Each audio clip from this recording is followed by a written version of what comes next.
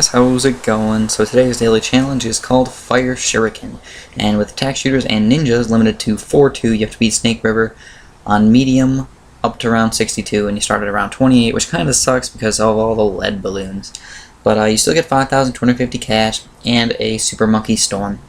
And I think they spelled his name wrong, Primantis.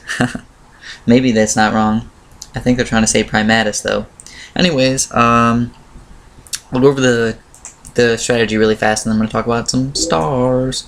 So, basic strategy, you need to start off with a 4-0 attack shooter just to pop the leads, and that leaves you with not very much money. So that being said, you kind of have to probably lose a few lives in the beginning. Now, you don't really have to if you do it like perfect, but I'm guessing you're probably going to lose lives. I only ended up losing like 19 lives the entire game, which really wasn't that bad.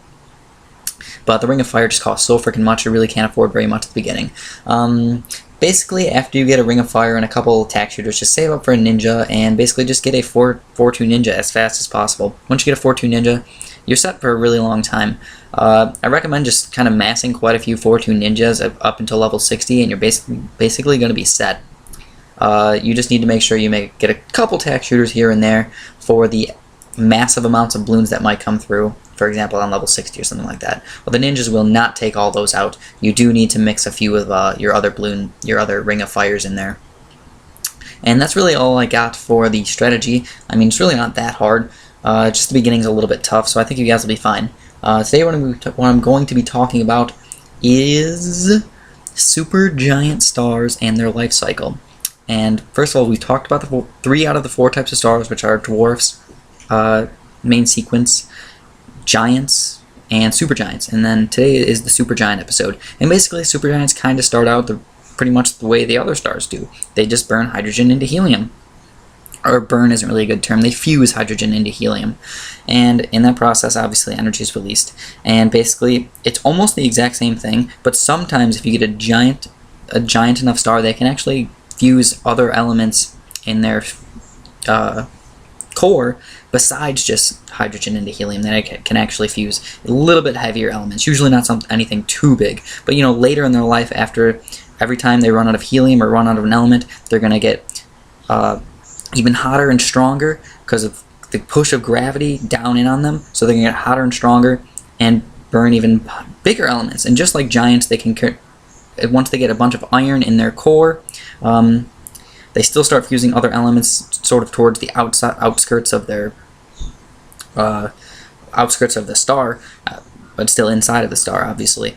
And eventually, it kind of runs out of everything else. So when you run out of everything else, what happens? Now you might think, oh, the biggest stars, they're going to explode, right?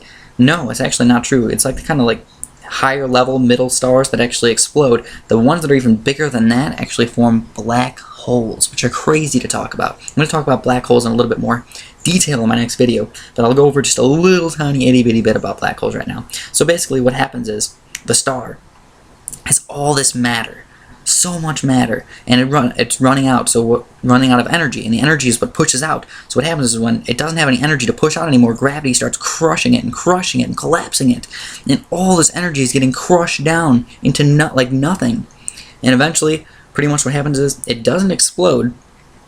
It can actually release a bunch of energy, kind of like a supernova, but not nearly as much. It can kind of just shoot out like waves of energy sometimes, but usually it just basically collapses onto itself and forms something called a black hole. And what a black hole is, it's basically just a spot in space where we don't even know what the F happens inside of a black hole, but what we think is basically the exact impossible is what happens. Dividing by 0 happens, and all this other crap happens that usually isn't possible. And all it really is just a bunch of mass, so much mass in a single spot that all that mass, you know, it doesn't really have anything to hold up, so it actually collapses into a singularity, which, if you guys know what a singularity is, it's just a point, and a point doesn't have any volume. It's just a point. So that's actually the black hole, but usually what people talk about is how black holes, if they have enough gravity in that singularity, in that point, what actually happens is a certain like area that it affects, kind of like will absorb all the light, or light can't escape from that area. and I forget the name of what it's called. Oh, the event horizon. The event horizon is basically as far as light will be absorbed and light will be bended in. So yeah, gravity is affected by light, or light is affected by gravity, and basically the event horizon is the horizon or point where light can no longer escape. So that's like the basic definition of a black hole, and I can talk about black holes in my next video if you guys want. All you gotta do is press the like button, and I will know that you guys want to hear more about black holes. That's really all I got to talk about. I know this one was a little bit confusing just because black holes are kind of hard to explain, but I will actually look up a little bit more resources if I need to, if I don't know it right off the top of my head, just to help you guys out and make it interesting for you. I hope I helped you guys out. Really have a nice day.